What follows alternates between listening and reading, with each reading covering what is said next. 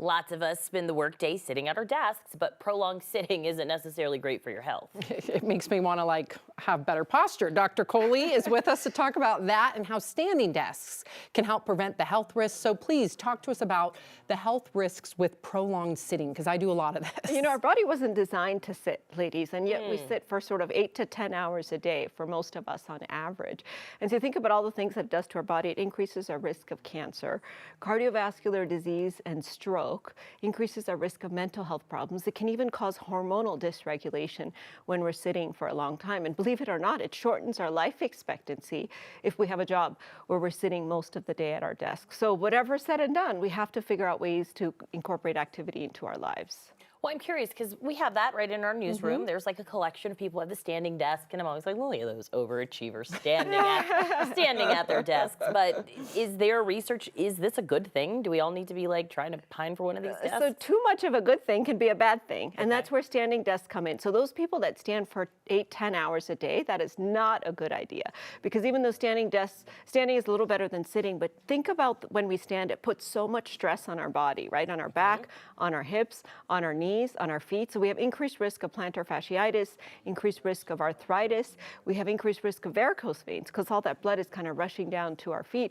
And for most of us, we generally lock our knees or have a bad posture when we're standing for prolonged periods of time because our muscles can get tired. So I like to say, if you are going to stand, you have to do it in the right way.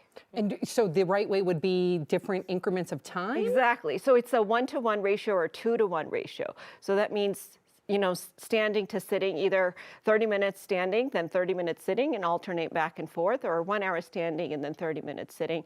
Sometimes I also tell people that if you're not going to do a standing desk, if you're like Alex or me, I don't like those standing desks because they hurt my back and I don't feel like I'm sort of standing with good posture. Then every 30 minutes, you get up and you either do a stretch at your desk, you take a quick little walk, you go up and down 10 stairs, you do something to get your body moving. Every 30 minutes? It seems excessive. Well, so here's what the study showed, and this is the reason. So it looked at 90,000 British citizens, okay, and it followed them with an accelerometer, so kind of assess their level of activity. The median sitting time was 9 hours, so people were sitting for about 9 hours. So if you fell into the less than 9 hours category compared to the greater than 10 hours, those greater than 10-hour people had a significantly higher risk of cardiovascular death or heart failure, even if they were active people. So this is adjusting for the fact that people often think, okay, I've been sitting all day, I'm going to go for a run, I'm going to get on the treadmill, make up for all that damage that I did. But that didn't seem to make up the difference. On the other hand, if they worked in every 30 minutes or every 60 minutes some kind of activity, it really did negate that risk substantially. What about for the people that, because you just touched on it, that, you know, we might try to justify in our minds that, okay, I'm going to go to the gym later.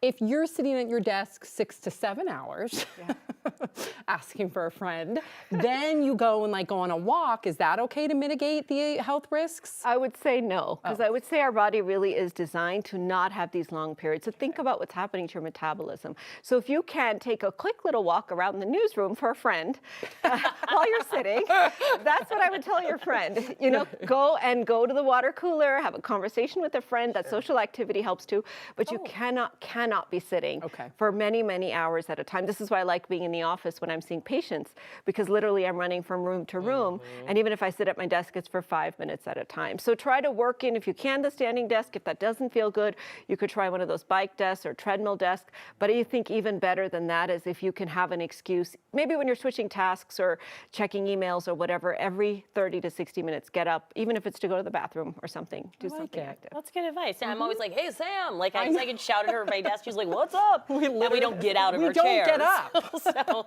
now I will get up when I have something to say to Sam. Thank you so much, Dr. Kohli. Great advice as always.